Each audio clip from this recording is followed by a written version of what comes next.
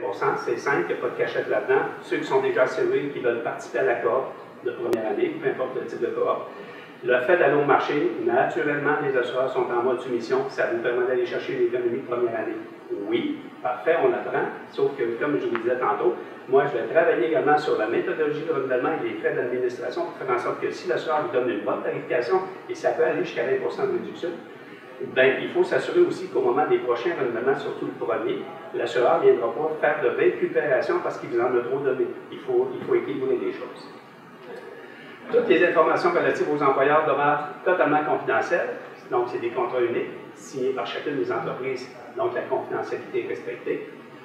Il y aura une analyse complète des besoins par entreprise, la possibilité de créer plusieurs classes d'employés. Bon, les dirigeants veulent avoir un certain type de protection, certains employés veulent avoir d'autres types de protection. Par exemple, le propriétaire veut s'assurer en salaire courte et longue durée, l'employé veut s'assurer seulement en salaire courte, longue durée, parce qu'on peut exclure le courte durée. C'est possible de le faire, on travaille par classe. Donc, par classe d'employés, dans chacune des entreprises, on peut créer des bénéfices différents. Le propriétaire veut 100 000 d'assurance vie, l'employé veut une fois le salaire, donc on ajuste les besoins comme ça par classe.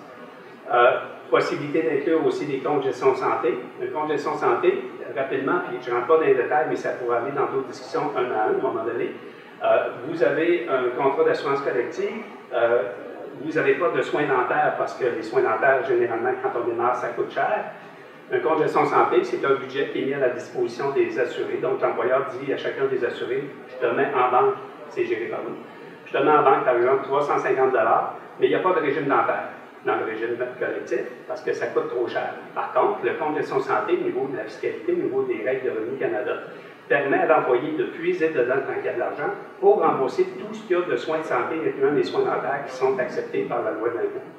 Donc, je n'ai pas de régime dentaire, je ne paye pas de prime parce que les primes sont trop élevées, mais à l'occasion, si j'ai un accident et j'ai besoin d'un certain montant pour combler la dépense, parce que ça arrive rarement, à ce moment-là, au lieu de payer des primes à l'année pour payer trop cher, je vais prendre mon compte de gestion santé. Donc, c'est possible aussi d'insérer ce genre de choses-là dans votre contrat.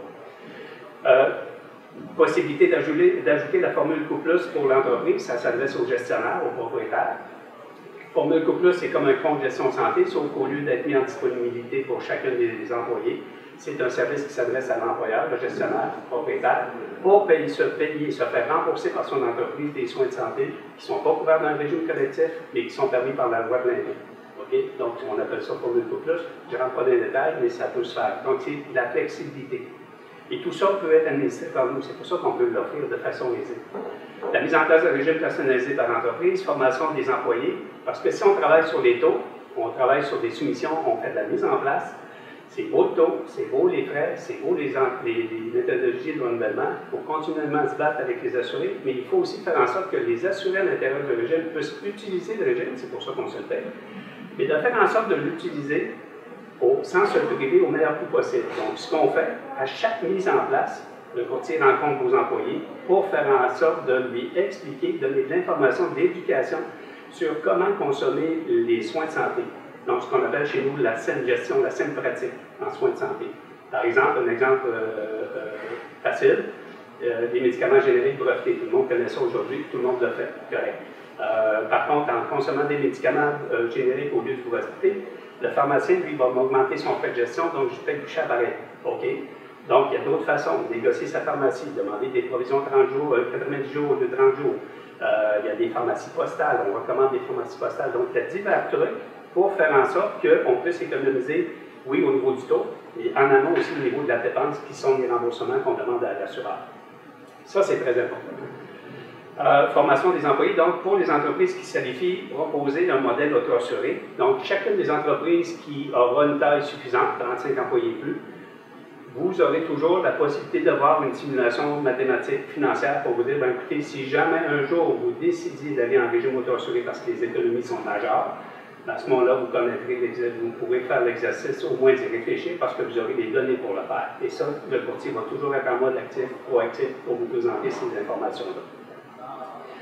Un modèle de régime, rapidement, qu'on vous propose, c'est pas couler dans le béton, c'est un modèle. Par exemple, une entreprise qui n'a pas d'assurance, qui n'a pas beaucoup d'employés, qui me disent, bon, moi, là, je veux partir dans un régime, je veux payer le prix raisonnable, et je ne veux pas non plus d'un régime qui va trop rembourser ou je vais perdre le contrôle, par exemple. Donc, le régime qu'on proposerait, ça c'est flexible, par entreprise, par classe également. Protection, par exemple, fixe ou par multiple de salaire. Fixe, une entreprise, je pourrais couvrir l'assurance vie à 10 000 par employé en cas de décès. Ou une fois le salaire. 2 fois le salaire pour l'employeur, dépendamment. Maladie grave, on peut inclure un programme maladie grave, c'est possible, il y a des tarifications, ça dépend de la tarification, ça dépend du besoin également. On peut insérer, c'est-à-dire un salaire courte ou longue durée, protection sans preuve d'assurabilité. C'est, en passant, la protection d'assurance salaire longue durée, parce qu'en salaire, il y a le courte et longue durée. Si je tombe invalide, de 0 à 18 semaines, c'est la courte durée, si je suis assuré. Donc, c'est une prestation qui est versée hebdomadairement, et cette garantie-là, au moment du renouvellement, elle est renouvelée sur expérience. Le fait de réclamer ou pas va faire en sorte de faire varier mes taux.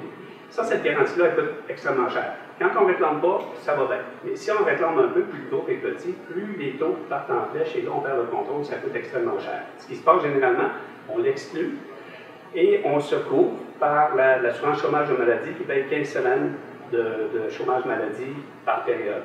Et ça, on paye déjà des cotisations pour ça. Donc, on vient utiliser un régime en parallèle pour lequel on paye déjà.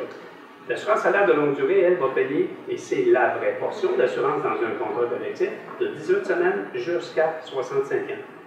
Si vous me dites que vous voulez mettre en place un régime d'assurance collective sans assurance salaire, ni courte ni longue durée pour couvrir l'assurance santé, mon premier réflexe, ça va de vous dire que vous allez payer dans le vide.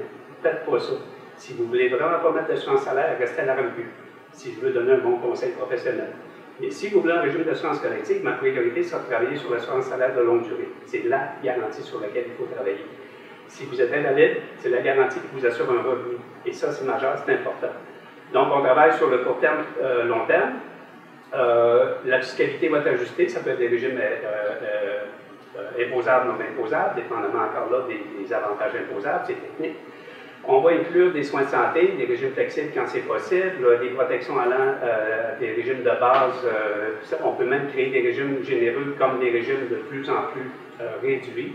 Il arrive dans des entreprises, des petits groupes en partant qui vont se mettre un régime d'assurance collective, bonne assurance salaire, mais l'assurance santé, comme je suis déjà habitué aux paramètres de la RAMQ, je me fais rembourser à 78 franchise 100 $, 200 $ familial.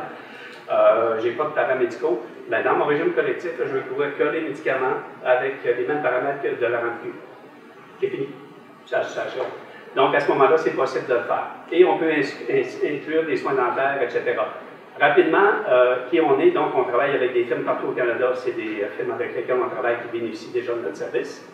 Et pour le reste, je pense, j'ai terminé, si vous avez des questions. Juste vous dire en terminant que tout ça, la suite de ça, la Guilde va vous recontacter pour vous dire, ben, écoutez, les gens collectifs ont demandé, on est là, on est prêt. Donc, il y aura une saisie d'informations, de données pour permettre à ceux qui sont intéressés de partir le projet, comme je le disais, la première fois. Merci beaucoup.